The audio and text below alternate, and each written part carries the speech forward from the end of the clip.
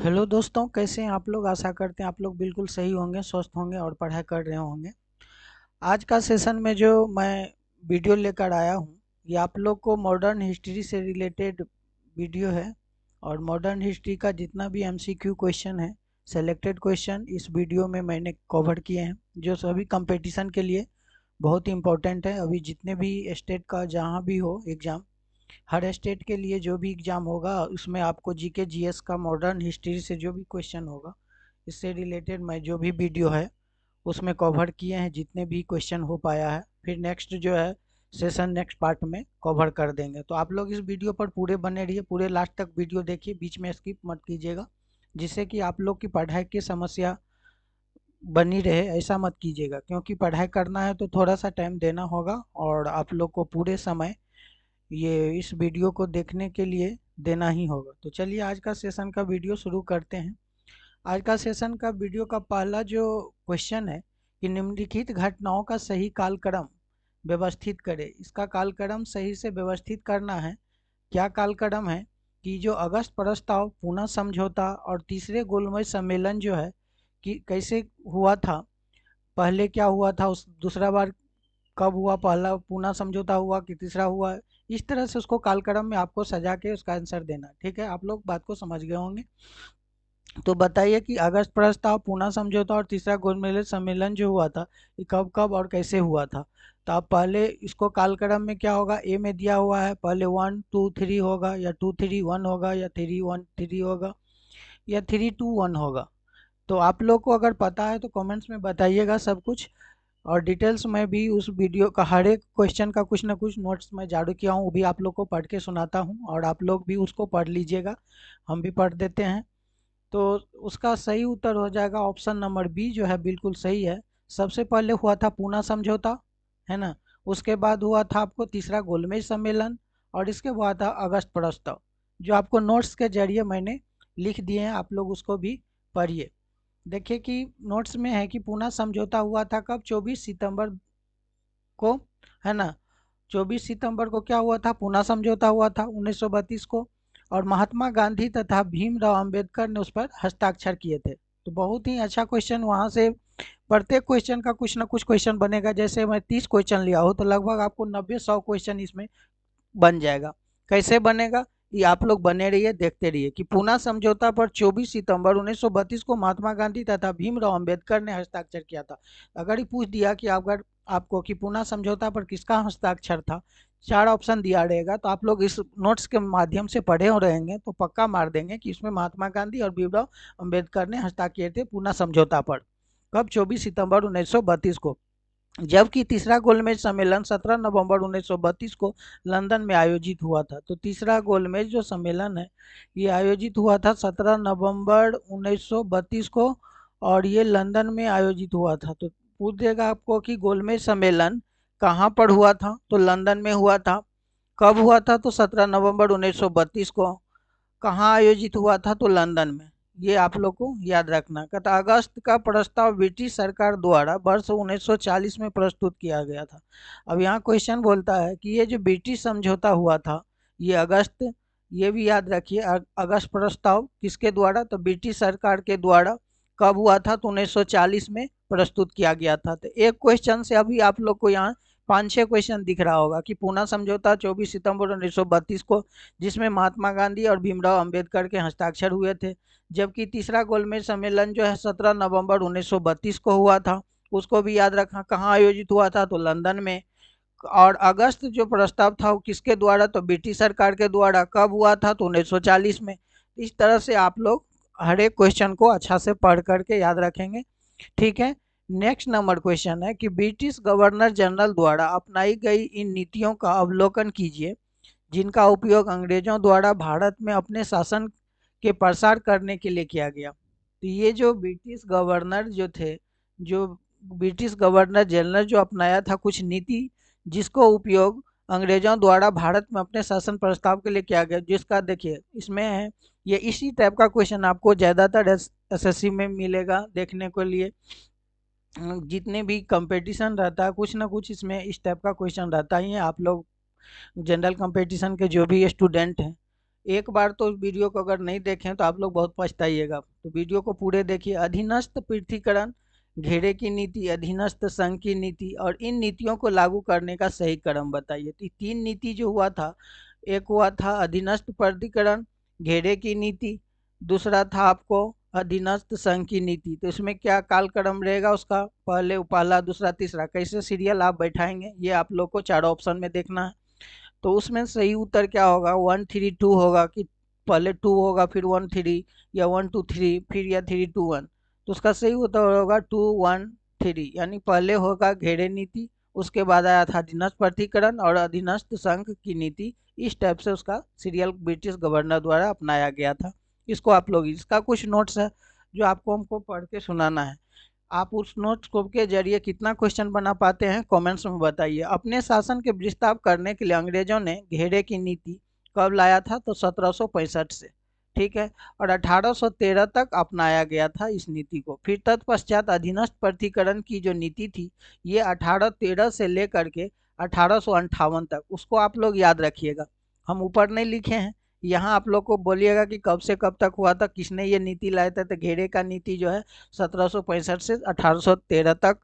फिर तत्पश्चात जो हुआ था उसके बाद अधीनस्थ प्रथीकरण का नीति आया था, उसको याद रखिएगा। ये चला था 813 से लेके 858 तक। और अंत में जो 1858 से लेके 1935 तक अधीनस्थ संघ की नीति अपनाई गई थी। इसके जरिए आप लोग को ये भी याद कर लेना है। तो एक क्वेश्चन से अभी तक आप लोग को 3 या 4 5 क्वेश्चन बन गया होगा, ठीक है। तो ये आप लोग कमेंट्स में बताइए। नेक्स्ट नंबर क्वेश्चन है कि वेनगार्ड नामक जो दैनिक पत्रिका है, इसके बारे में पूछ रहा आप लोग से। वेनगार्ड नामक दैनिक पत्रिका किस संगठन एवं अथवा राजनीतिक पार्टी द्वारा प्रकाशित की जाती थी। तो ये जो वेनगार्ड का नामक दैनिक नीति थी, ये किसके द्वारा, तो इंडियन इंडियन इंडिपेंडेंस लिंक, या भारतीय कम्युनिस्ट पार्टी, या रेडिकल डेमोक्रेटिक पार्टी, या स्वराज पार्टी। तो आप लोग को इसमें से क्वेश्चन का सही आंसर बताना। उसका सही आंसर होगा radical democratic party, option C बिल्कुल सही जवाब है। और इसके बारे में देखते हैं, वेनगार्ड जो है, वेनगार्ड जो था, इसको आप लोग याद रखना कि वेनगार्ड रेडिकल डेमोक्रेटिक पार्टी द्वारा प्रकाशित किया गया था। ये तो आप लोग को पता चल गया आंसर से। लेकिन वेनगार्ड इस पार्टी का क्या था, मुखपत्र था। किस पार्टी का, रेडिकल डेमोक्रेटिक पार्टी का मुखपत्र का था वेनगार्ड। और रेडिकल डेमोक्रेटिक पार्टी की स्थापना कब हुआ था, तो ये हुआ था 1939 में। और ये कौन किए थे, M N रॉय ने की थी। उसको भी आप लोग याद रखिएगा कि डेमोक्रेटिक पार्टी जो हुआ था, इसकी स्थापना कब हुआ था, 1939 में। किसने किया था, तो M N रॉय ने किया था। इसको आप लोग को याद रखना। नेक्स्ट नंबर क्वेश्चन है कि निम्नलिखित में क्वाइड फंड, याद रखिएगा आप लोग, ये क्वाइड फंड जो होता है ये क्या होता है, क्यों लाया था, इस चीज को देखिए। निम्नलिखित में क्वाइड फंड जो धन का मुख्य स्रोत क्या था। तो क्वाइड फंड का जो मुख्य स्रोत क्या था, ये पूछ रहा है। ईस्ट इंडिया कंपनी से मिलने वाली उनकी तनख्वाह या भत्ते, भारतीयों से प्राप्त उपहार एवं रिश्वत, अमीर जाफर द्वारा उसके लिए छोड़े गए धन के रूप में उपहार, या अवध के नवाब के बेगम का जब्त किया हुआ धन। तो सही उत्तर क्या होगा ये बताना। तो उसका सही उत्तर होगा अमीर जाफर, ऑप्शन सी बिल्कुल सही है ये, कि मीर जाफर द्वारा उसके लिए छोड़े गए धन के रूप में उपहार, ठीक है। तो ऑप्शन सी बिल्कुल सही है। चलिए उसका कुछ हम लोग नोट्स पढ़ते हैं। जो क्वाइड फंड की स्थापना कौन किया था, तो क्वाइड फंड की जो स्थापना है ये किया था आपको लॉर्ड रॉबर्ट क्लाइव। याद रखिएगा, ये क्वाइड फंड जो आया था, क्यों आया था, किसके लिए आया था, तो ये आया था मीर जाफर द्वारा, इसके लिए कि जो उसके लिए छोड़े गए जो धन के रूप में उपहार जो था ये किया था। और इस क्वाइड फंड की स्थापना किया था लॉर्ड लॉर्ड रॉबर्ट क्लाइव ने किया था। और इस फंड का उद्देश्य था कि ब्रिटिश जो ईस्ट इंडिया कंपनी थी, ये ब्रिटिश ईस्ट इंडिया कंपनी में जो विकलांग अफसर थे उसको वित्तीय सहायता के लिए, उसको कुछ जो है वित्तीय हेल्प हो जाए, उसके लिए ये फंड लाया गया था। किसके द्वारा, रॉबर्ट क्लाइव ने लाया था। कौन सा फंड, तो क्लाइव फंड का किस उद्देश्य से, तो ब्रिटिश ईस्ट इंडिया कंपनी जो थी उसके विकलांग अफसरों को वित्तीय सहायता के लिए, ठीक है। उसको आप लोग याद रखेंगे। नेक्स्ट नंबर क्वेश्चन है फेथ इज ए बैटल। कैसा क्वेश्चन है आप लोग कमेंट्स में बताइए। पूरे वीडियो को लास्ट तक देखिए। और नए हैं चैनल पर तो सब्सक्राइब कर लीजिए चैनल को, आप लोग सपोर्ट कीजिए, चैनल नया है। फेथ इज ए बेटल किसकी जीवनी है ये पूछ रहा है। तो फेथ जो है, फेथ इज द जो बेटल है ये किसकी जीवनी है? मोहम्मद अली जिन्ना की, खान अब्दुल गफ्फार खान का, या आप लोग को बताना मौलाना अब्दुल कलाम आज़ाद का, उपरोक्त में से कोई नहीं। तो उसका सही उत्तर क्या होगा ये आप लोग कमेंट्स में बताइए। तो उसका सही उत्तर हो जाएगा आपको खान अब्दुल गफ्फार खान का जो है ये faith is a battle, faith is a battle ये जो है जीवनी किसका है? तो खान अब्दुल गफ्फार खान का है। किसने लिखा है ये देख लीजिए, faith is a battle Abdul Gaffar Khan की ये क्या है? एक जीवनी है। और इस पुस्तक को लिखा किसने है? तो ये जो फेथ इज ए बेटल पुस्तक का जो लेखक है D.G. तेंदुलकर, उसको आप लोगों को याद रखना है। नेक्स्ट नंबर क्वेश्चन है कि द्वितीय विश्व युद्ध के दौरान जो राजद्रोह के इंडियन नेशनल आर्मी के 2 सिपाहियों का बचाव किसने किया था? ये जब द्वितीय विश्व युद्ध हुआ था उसके दौरान जो राजद्रोह इंडियन नेशनल आर्मी को 2 सिपाहियों का जो बचाव हुआ था वो किसने किया था ये पूछ रहा आपसे। तो ये आपको 4 ऑप्शन है ना, आसफ अली, भोला भाई देसाई, सुभाष चंद्र बोस या सी राजगोपालाचारी। तो आप लोग को कमेंट्स में उत्तर बताना इसका होगा भोला भाई देसाई। ये जो है आपको 2 आर्मी सेनाओं को बचाने का काम किया था। ये भोला भाई था देसाई, ये भोला भाई देसाई का जन्म कब हुआ था? तो 13 अक्टूबर 1877 को। और ये वे जो हैं स्वतंत्रता सेनानी के क्या थे? एक एडवोकेट थे, याद रखिएगा, वकील थे। कौन? भोला भाई देसाई जो क्या थे? एक स्वतंत्रता सेनानी के वकील भी थे। और ये अक्टूबर 1945 में उन्होंने INA के सिपाहियों के बचाव राजद्रोह के आरोपों से किया था। किससे? INA के सिपाहियों का जो बचाव था कि कब किया था? 1945 में, किस राजद्रोहों के आरोप से। ठीक है, उसको आप लोग याद रखेंगे।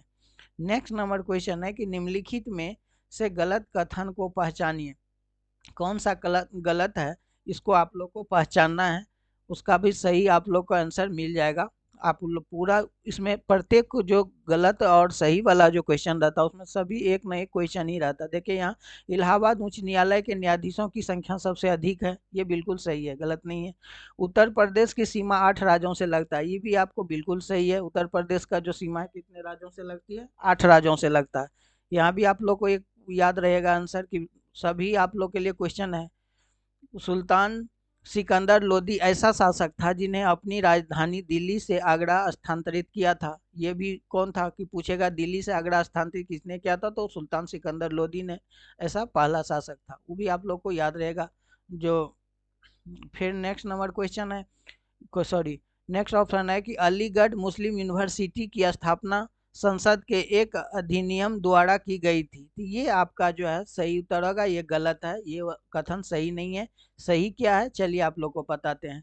ये जो अलीगढ़ मुस्लिम विश्वविद्यालय की स्थापना था वो कौन किया था? सर सैयद अहमद खान ने किया था। कब किया था? तो 1875 में किया था। और ये मोहम्मदन एंग्लो ओडियंस कॉलेज के रूप में की थी। उसको जो है मोहम्मदन जो है एंग्लो ओरिएंटल कॉलेज के रूप में उसको किया था स्थापना। लेकिन 1920 में उसका क्या हुआ? नाम चेंज कर दिया गया। नाम चेंज करके क्या बना? अलीगढ़ मुस्लिम विश्वविद्यालय की स्थापना किया था। यहाँ पर ये है, ये मुस्लिम यूनिवर्सिटी नहीं है, यहाँ पर जो अलीगढ़ मुस्लिम विश्वविद्यालय किया गया था, उसको आप लोग याद रखिएगा। ठीक है, नेक्स्ट नंबर क्वेश्चन है नीचे दिए गए कथनों पर विचार करें। अमेरिका के गृह युद्ध 1861 से 1865 में के कारण भारतीय कपास की मांग में वृद्धि हुई। ये क्या है कथन, सही है या गलत? ये आप लोग को देख लेना कौन सा केवल कौन सही है कौन गलत है उस पर विचार करना है। तो अमेरिकी जो गृह युद्ध थी 1861 से 65 के कारण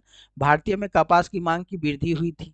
ये तो लग रहा है सही है। भारतीय कपास में बढ़ी हुई मांग के कारण बैंक ऑफ बॉम्बे असफल हुआ था, ये भी सही है। तो यानी दोनों कथन सही है। तो ऑप्शन सी जो है बिल्कुल सही होगा। एक और दो दोनों सही है, ऑप्शन सी बिल्कुल सही जवाब है। नेक्स्ट नंबर क्वेश्चन है, देख लीजिए यहाँ कुछ क्वेश्चन है कि अमेरिकी गृह युद्ध 1861-65 के कारण भारतीय में कपास की वृद्धि हुई थी जिसके कारण बॉम्बे, और ये ऊपर में बता ही दिए थे आप लोग को। देख कहता है अपने पिता की हत्या का प्रतिरोध अपने पिता की हत्या का जो प्रतिशोध लेने के लिए किसने खालसा नामक सेना की स्थापना किया था। बहुत ही बीबीआई क्वेश्चन है, उसको आप लोग याद रखिएगा कि गुरु तेग बहादुर, गुरु गोविंद सिंह या बंदा बहादुर या गुरु अर्जुन देव। तो उसका सही उत्तर हो जाएगा आप लोगों को ऑप्शन नंबर बी जो है बिल्कुल सही है, गुरु गोविंद सिंह। उसको आप लोग याद रखिएगा। अब नोट्स के जरिए आप लोग को बता दें कि गुरु तेग बहादुर जो थे, देखिए इसलिए लिख दिए हैं कि हम कितना भी बोलेंगे लिखा रहेगा तो आप लोग आराम से रोक के उसको पढ़ के जितना चाहे उतना क्वेश्चन आंसर बना सकते हैं। तो गुरु तेग बहादुर जो थे 9वें सिख गुरु और गुरु गोविंद सिंह के पिता थे, है ना। और गुरु तेग बहादुर ने इस्लाम के स्वीकार करने पर इनकार कर दिया था, है ठीक है। तो उनको क्या किया, 1675 में औरंगजेब ने मृत्यु दंड दिया था। तो याद रखिएगा गुरु गोविंद सिंह को मृत्यु दंड का किसने दिया था, तो औरंगजेब ने दिया था। और गुरु गोविंद सिंह ने एक सैन्य संगठन का निर्माण किया था, अपना एक संगठन निर्माण किया जिसका नाम क्या रखा था, खालसा नाम। तो यही पूछ रहा था आपको क्वेश्चन में कि अपने पिता की हत्या के प्रतिशोध लेने के लिए किसने खालसा नामक सेना स्थापन किया, तो गुरु गोविंद सिंह ने किया था। गुरु गोविंद सिंह को मृत्युदंड किसने, औरंगजेब ने 1675 में। उसको आप लोग को याद रखना है। पहली औद्योगिकी क्रांति, ये जो है पहली जो औद्योगिक क्रांति हुआ था ये किस देश में हुई थी, ये पूछ रहा है। इंग्लैंड, अमेरिका, फ्रांस या जर्मनी। तो आप लोग को अगर पता है तो कमेंट्स में बताइए, उसका सही उत्तर हो जाएगा इंग्लैंड। पहली जो है औद्योगिकी क्रांति इंग्लैंड देश से शुरू हुआ था। और पहली औद्योगिक क्रांति हुआ कब था, तो 1760 से 1820। कितने साल तक चला था, 60 साल तक ये चला था। और इस परिवर्तन का मुख्य उद्देश्य क्या था, जो जितने भी मशीनरीकरण द्वारा उत्पादन को बढ़ावा देना। ये बहुत ही अच्छा मांग था औद्योगिकरण के लिए। तो उस समय मशीनरी द्वारा जो भी उत्पादन होता था उसकी जो बढ़ावा है उसको मांग करना था। नेक्स्ट नंबर क्वेश्चन है, द्वितीय विश्व युद्ध के बाद किस देश ने स्वयं आधिकारिक रूप से विश्व का पहला अनास्तिक देश घोषित किया गया। अब बताइए कि द्वितीय विश्व युद्ध जब हुआ था उसके बाद किस देश ने स्वयं को आधिकारिक रूप से विश्व का पहला अनास्तिक देश के घोषित किया गया। तो ये है अल्जीरिया या अल्बानिया, क्रोएशिया या स्लोवेनिया। तो आप लोग को चारों कमेंट्स में बताना आंसर, उसका होगा अल्बानिया। ऑप्शन बी बिल्कुल सही जवाब है। अल्बानिया जो है ये दक्षिणी पूर्वी यूरोप में स्थित एक छोटा सा देश है। कहाँ पर है, अल्बानिया जो है एक दक्षिणी पूर्वी यूरोप में स्थित एक छोटा सा देश है। और उसका कुल क्षेत्रफल कितना है, 28,748 वर्ग किलोमीटर। और उनका जो जनसंख्या वहाँ 30 लाख के लगभग जनसंख्या है, ठीक है। उसको भी आप लोग याद रखिए। नेक्स्ट नंबर क्वेश्चन है कि किस कंपनी के सह संस्थापक पाकिस्तान से पहले वित्त मंत्री बने। देखिए ये क्वेश्चन बहुत ही बीबीआई है, आप लोग इस क्वेश्चन को जरूर याद रखिएगा। टाटा मोटर्स, महिंद्रा एंड महिंद्रा, है ना, लॉरेंस या डुब्रो या निकोलस पिरमल। तो उसका सही उत्तर आप लोग को बताना कमेंट्स में। उसका सही उत्तर हो जाएगा आपको ऑप्शन नंबर जो है बी बिल्कुल सही जवाब है, महिंद्रा एंड महिंद्रा। ये कैसे हुए चलिए आप लोग को बताते हैं। महिंद्रा एंड महिंद्रा की शुरुआती नाम मोहम्मद एंड महिंद्रा था, ठीक है। जिसको महिंद्रा एंड महिंद्रा को शुरू में क्या नाम था पूछ देगा। महिंद्रा एंड महिंद्रा का शुरू में नाम था मोहम्मद एंड महिंद्रा। और ये स्वतंत्रता के बाद इस कंपनी के जो साझेदार थे ये थे आपको गुलाम मोहम्मद, जो पाकिस्तान चले गए और वे पाकिस्तान के पहले वित्त मंत्री बने। यही आपका क्वेश्चन था और आंसर भी आप लोग सुन लिए, डिटेल्स भी बता दिया आप लोग को। नेक्स्ट बताइए कि भारत के पहले भारतीय सिविल सेवा ऑफिसर कौन थे, है ना। वहाँ पर आप लोग का बोलता है भारत के पहले, इसको याद रखिए। और भारतीय सिविल सेवा के ऑफिसर कौन थे, सत्येंद्र नाथ टैगोर, सुकुमार सेन, उदय सिंह या आनंदा शंकर रे। तो उसका सही उत्तर क्या होगा कमेंट्स में बताइए। इसका होगा सत्येंद्र नाथ टैगोर, जो थे भारतीय सिविल सेवा के प्रथम ऑफिसर थे। और ये भारतीय सिविल सेवा का आरंभ में उसको क्या था, इंपीरियल सिविल सेवा के नाम से जाना जाता था। भारतीय सिविल सेवा को पहले क्या बोलता था, इंपीरियल सिविल सेवा कहा जाता था। आरंभ में यह परीक्षा केवल कहाँ होता था, लंदन में आयोजित किया जाता था। उसको आप लोग को याद रखना है। नेक्स्ट नंबर क्वेश्चन है कि राजनीतिक सुधारों के लिए विरोध शुरू करने का श्रेय किसे दिया जाता है? तात्या टोपे, कुंवर सिंह, नाना साहबी, राजा मोहन राय। तो आपको लोग का कमेंट्स में बताना, उसका सही उत्तर हो जाएगा आपको राजा मोहन राय। ये बिल्कुल सही है, ऑप्शन डी। तो चलिए उसका नोट्स बताए। राजा मोहन राय जो है पारसी समाज सुधारक जाने जाते थे। उन्होंने 1828 में ब्राह्मणों समाज की स्थापना की। तो ब्राह्मणों समाज की स्थापना किसने की थी? राजा राम मोहन राय ने। कब किया था? तो 1828 में।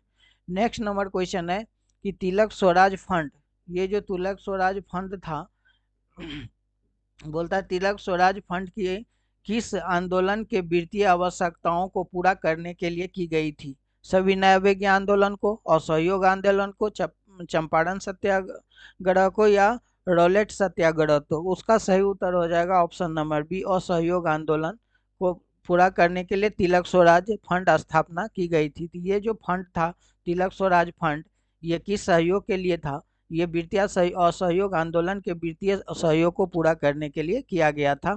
और ये जो था तिलक स्वराज फंड जो किसके द्वारा? महात्मा गांधी ने किया था। उसको भी आप लोग याद रखिए, ये फंड महात्मा गांधी ने की थी। और इस फंड की स्थापना जो है बाल गंगाधर तिलक के मृत्यु के 1 वर्ष बाद की गई थी।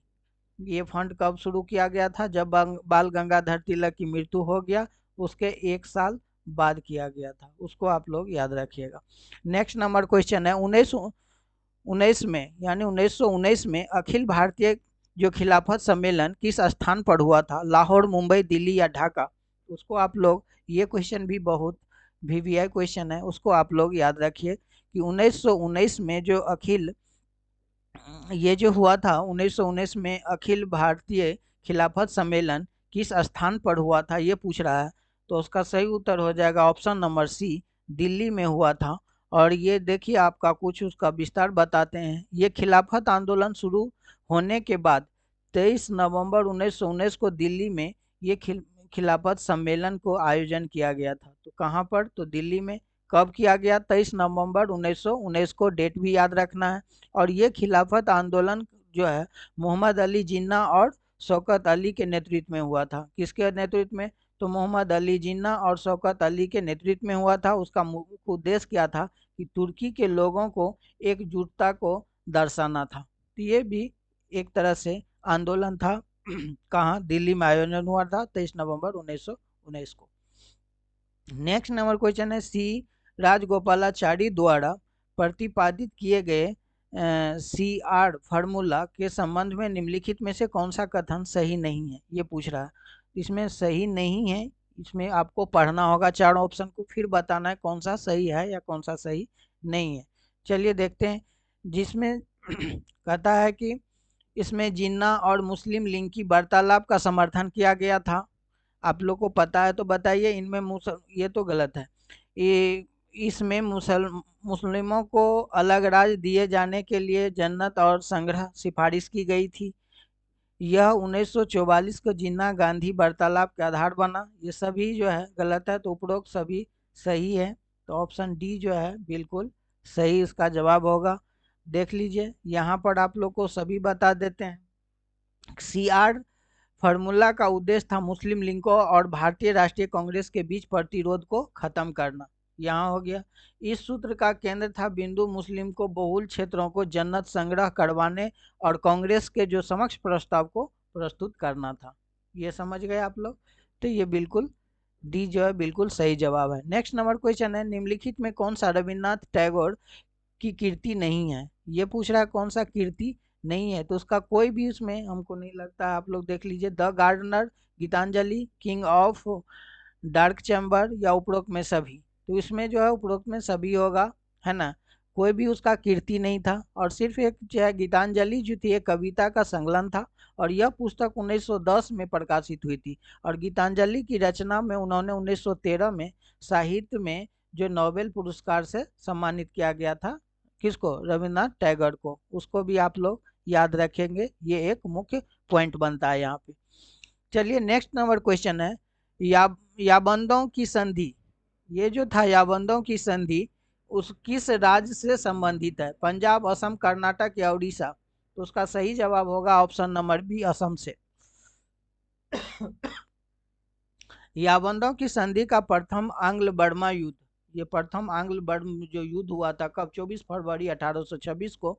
इस पर जो है याबंदों की संधि का हस्ताक्षर किए गए थे और इस संधि के तहत असम, मणिपुर और राखीन जैसे क्षेत्र में ब्रिटिश का अधिकार में आए थे। कौन कौन क्षेत्र आया था ब्रिटिश अधिकार में? असम, मणिपुर और राखीन। ये सब किसके अधिकार में थे? तो ब्रिटिश के अधिकार में थे। नेक्स्ट नंबर क्वेश्चन है, विलियम डिग्बी ने भारत के किस पहलू के बारे में लिखा था? ये जो विलियम डिग्बू था, ये भारत पर किस पहलू के बारे में लिखा था? भारतीय शिक्षा, भारतीय समाज, भारत में अकाल या भारत में गरीबी? तो उसका सही उत्तर हो जाएगा जो विलियम डिग्बी जो है, तो ये पहलू लिखा था भारत में अकाल के बारे में। ये क्या लिखा था? चलिए हम लोग पढ़ते हैं। डिग्बी ब्रिटिश राज के दौरान विलियम डिग्बी ने भारत में रहे। कब? जब ब्रिटिश राज था हमारे यहाँ, उसी दौरान जो विलियम डिग्बी कहाँ रहे थे? भारत में रहे थे। और इस दौरान भारत के कई अकाल पड़े। उस समय भारत में बहुत सारा अकाल पड़ता था और 1870 के दशक में अकाल में इसमें प्रमुख था और इन अकालों के लिए उन्होंने ब्रिटिश सरकार के नीतियों को जिम्मेदार ठहराया गया था। ठीक है, किसको? ब्रिटिश सरकार को इस नीतियों का जिम्मेदार ठहराया गया। भारत में अकाल के बारे में लिखा था ये। नेक्स्ट नंबर क्वेश्चन है, निम्नलिखित में से किस जनजाति नेता या भगवान के अवतार और विश्व की पिता माना जाता है? ये क्वेश्चन बहुत ही अच्छा है। अब बताइए कि किस जनजाति के नेता को भगवान की अवतार और विश्व का पिता माना जाता है? ये था नानक भील, जगिया भगवत, बिरसा मुंडा या सिंधु संथा? तो इसका सही उत्तर हो जाएगा बिरसा मुंडा। ये बिरसा मुंडा को स्वतंत्रता सेनानी थे। बिरसा मुंडा क्या थे? एक स्वतंत्रता सेनानी थे और बहुत कम उम्र में जो है उनकी मृत्यु हुई थी। वे मुंडा जनजाति से संबंधित थे, है ना, और वे वर्तमान में बिहार और झारखंड के क्षेत्र में सक्रिय थे, है ना। कौन?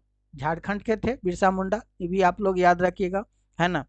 झारखंड के खूंटी जिला में है बिरसा मुंडा और उनके शिष्यों ने अकाल पीड़ित और बीमार लोगों को सहायता की और वे जीवन काल में लोगों के लिए एक पूजनीय बन गया भगवान के रूप में।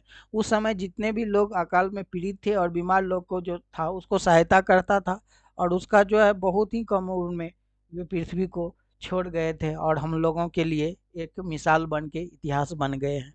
ठीक है, उसको भी आप लोग याद रखिएगा, बिरसा मुंडा को सत सत नमन है। नेक्स्ट नंबर क्वेश्चन है कि दूसरा गोलमेज जो सम्मेलन लंदन में बताए थे, वो नेक्स्ट ऊपर के क्वेश्चन में कि दूसरा गोलमेज सम्मेलन का हुआ था लंदन में, कि किस स्थान पर आयोजित किया गया था, ये पूछ रहा है।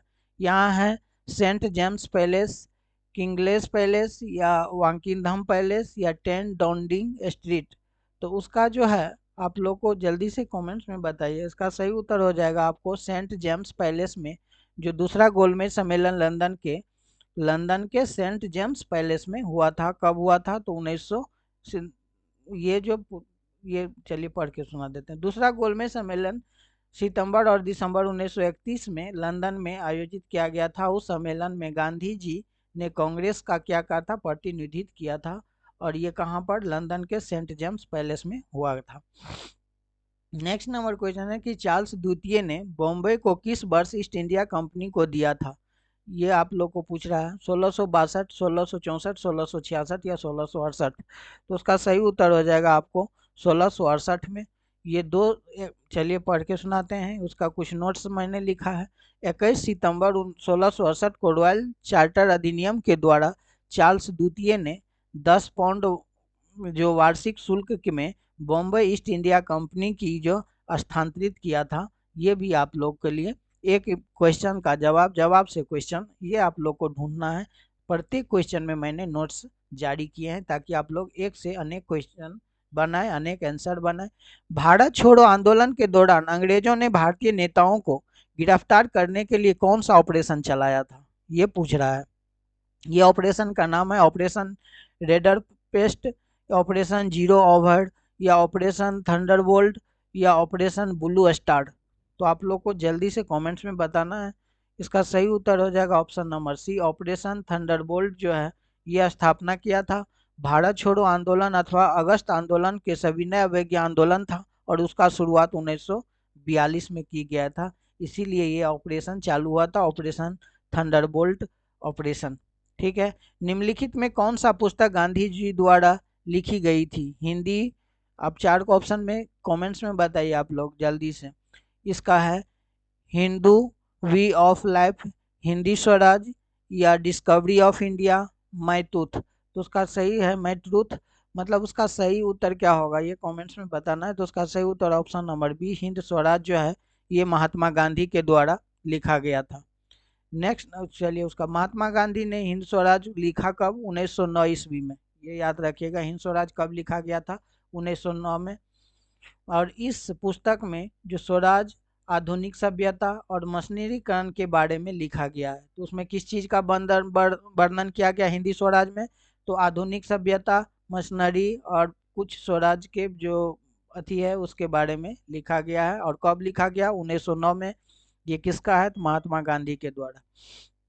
नेक्स्ट नंबर क्वेश्चन है चंद्रशेखर आजाद की, देखिए चंद्रशेखर आजाद ने शहादत किस तारीख को हुई थी? चंद्रशेखर आजाद की जो शहादत था किस तारीख को हुआ था ये पूछ रहा है। तो उसका शहादत यानी 27 फरवरी 1931, 11 फरवरी 1931, 13 अप्रैल 1931 या 14 अगस्त 1931। तो उसका सही उत्तर हो जाएगा 27 फरवरी 1931। ऑप्शन नंबर जो है ये बिल्कुल सही है। चंद्रशेखर का जन्म जो है 23 जुलाई 1906 को मध्य भारत में हुआ था। कब हुआ था? और इसका जो शहादत हुआ था ये 27 फरवरी 1931 में। कैसे हुआ था? तो एक मुठभेड़ में ये मारा गया था युद्ध के दौरान। उसको भी आप लोग याद रखेंगे। नेक्स्ट नंबर क्वेश्चन है कि भारतीय पुरातत्व विभाग को आज कैसा लगा वीडियो? आप लोग को अच्छा लग रहा है तो प्लीज़ लाइक, शेयर और सब्सक्राइब तो पक्का कीजिए और पूरे वीडियो देखिए ताकि आप लोग हम लोग को सपोर्ट कर पाएँ और आप लोग को ज्ञान का भंडार भरे। पढ़ाई कभी व्यर्थ नहीं जाता, ज्ञान कभी खाली नहीं जाता। इसीलिए आप लोग ज्ञान हासिल कीजिए और हम लोग को भी सपोर्ट करिए, छोटा चैनल वाले को ऊपर बढ़ाइए। भारतीय पुरातत्व विभाग को अस्थायी संस्था कब बनाया गया? तो ये भारतीय पुरातत्व विभाग अस्थायी संस्था कब बनाया ये पूछ रहा है। 1902 में, 1861, 1906 या 1910? तो उसका सही उत्तर क्या है कमेंट्स में बताइए। इसे 1906 जो है भारतीय पुरातत्व विभाग की अस्थायी संस्था था। और ये कैसे? तो भारतीय पुरातत्व विभाग जो है 1861 में अलेक्जेंडर किंधम ने की थी, है ना। इसका कौन किया था? तो 1861 में अलेक्जेंडर किंधम के द्वारा हुआ था। और वह वर्ष 1906 में उसे अस्थायी संस्था जो है बना दिया गया। इसको आप लोग को याद रखना है। नेक्स्ट नंबर क्वेश्चन है निम्नलिखित में से कौन सा 18वीं शताब्दी में भारत का सबसे महत्वपूर्ण उद्योग था? तो उसका जो है 18वीं शताब्दी में आप लोग बनाइए, उसका गेस करके भी मार सकते हैं कि धातु, हस्तशिल्प, सूती कपड़ा, लकड़ी से उत्पाद या मछली पालन। तो उसका सही उत्तर हो जाएगा ऑप्शन नंबर बी, सूती कपड़ा जो है उस समय उसका 18वीं शताब्दी में भारत में सबसे पहले महत्वपूर्ण उद्योग के रूप में काम कर रहा था। ठीक है, उसमें कोई नोट्स नहीं है या ये नहीं है। कहता है जब वास्को डी गामा ने 3 जहाज़ों के साथ भारत आया तो कालीकट का शासक कौन था? जब वास्को डी गामा जब भारत आए थे उस समय आप लोग को याद रखना है कि कालीकट का शासक कौन था। जमोरिन, अब्दुल मजीद या केब्रॉल या आदिल शाह। तो उसका सही उत्तर होगा कि जमोरिन जो थे उस समय उसके शासक थे। उसको आप लोग को याद रखना है। ठीक है, चलिए नेक्स्ट नंबर क्वेश्चन है ये। चलिए उसका कुछ नोट्स है वो आप लोग को बता देते हैं। जब वास्को डी गामा जब भारत आए थे तो जेमोरिन जो है ये समुद्री तो कालीकट ये नहीं समुद्र थ्री थी, यानी समुद्र में ये चलाते थे। तो कालीकट के शासक था वो, है ना। और उन्होंने जो है वास्को डी गामा के दोस्ताना स्वागत किया, क्योंकि ये जब भारत आया था हमारे भारत का सभ्यता ही है कि जो भी हो हम लोग जब भी आते हैं एक गेस्ट के भगवान के रूप में माना जाता है। लेकिन ये तो नहीं है ना कि लोग किस मंशा से आया था, किस उद्देश्य से आया था, ये हम लोग को नहीं पता चला। ठीक है, तो जमोरिन जो है ये भारत में कालीकट का शासक था उस समय। ठीक है, नेक्स्ट एंड लास्ट क्वेश्चन है इस वीडियो का कि भारत के पूर्वी तट पर प्रथम अंग्रेज व्यापार की चौकी कहाँ स्थापित किया गया था? ये देखिए बहुत ही अच्छा है कि भारत में जो पूर्वी तट का प्रथम अंग्रेजी व्यापार जो हुआ का उसका चौकी कहाँ स्थापित किया गई थी ये पूछ रहा है। मद्रास, पुलिकट या मुस्लिमपट्टनम या बेजांग में? तो उसको आप लोग कमेंट्स में बताइए उसका सही उत्तर क्या होगा। उसका सही उत्तर है मुस्लिमपट्टनम। तो भारत पूर्वी तट का जो पहला अंग्रेजी व्यापार जो कौन थे, पेटापुल्ली में स्थापित किया गया था। कहाँ पर ये व्यापार हुआ था? तो ये पोस्ट हुआ था आपको पेटापुल्ली में, जो मुस्लिमपट्टनम से लगभग 36 मील पश्चिम स्थित है। मुस्लिमपट्टनम से कितना दूर है? 36 मील पश्चिम में स्थित है, जहाँ ग्लोब कैप्टन और हिपोन ने 20 अगस्त 1611 को वहां उतरे थे। कहाँ पर? यहाँ जहाँ आप लोग को पता है मुस्लिमपट्टनम में। अंग्रेजों ने पहले पुलिकट को छुआ था और लेकिन उसमें डचों वहाँ भाग लिया था, और यह मुस्लिमपट्टनम का कोई जो फैक्ट्री वहाँ पर नहीं था। आप लोग पढ़े होंगे आधुनिक इतिहास को तो पता होगा। एक व्यापारिक सिर्फ चौकी थी। लगभग 2 साल बाद अंग्रेजों ने यहाँ मुगल सम्राट को जहांगीर की सुरक्षा और अपनी पहली संधि प्राप्त की, और उस समय तक सूरत का कारखाना शुरू किया गया। तो सूरत में अभी जितने भी कपड़ा के देखते हैं, सूती वस्त्र है, जो भी है कपड़ा उद्योग कारखाना के लिए सूरत प्रसिद्ध है। तो ये शुरू किया गया था और उस समय में। तो उसको आप लोग का वीडियो कैसा लगा कमेंट्स के माध्यम से बताइए। वीडियो अच्छा लगा तो लाइक शेयर सब्सक्राइब कीजिए और दोस्तों के साथ शेयर कीजिए। और आप लोग नए हैं चैनल पर तो जुड़ जाइए, है ना, ताकि उस पर जितने भी आपको ऑब्जेक्टिव क्वेश्चन हो सभी मिलेगा। शुरू करना होगा कुछ दिन में, हम एक चैनल शुरू करेंगे जिसमें आप लोग को मैथ भी हम लोग लेके चलेंगे, ठीक है, ताकि आप लोग जो भी कंपटीशन अभी बिहार एसएससी का बहुत नज़दीक आने वाला है, झारखंड में जेपीएससी है, जेएसएससी सीजीएल है, तो सभी में इस क्वेश्चन को मॉडर्न हिस्ट्री से एक नए क्वेश्चन रहता ही है, ठीक है। तो अभी तक वीडियो पर लास्ट तक बने रहने के लिए बहुत बहुत धन्यवाद। Thank you very much.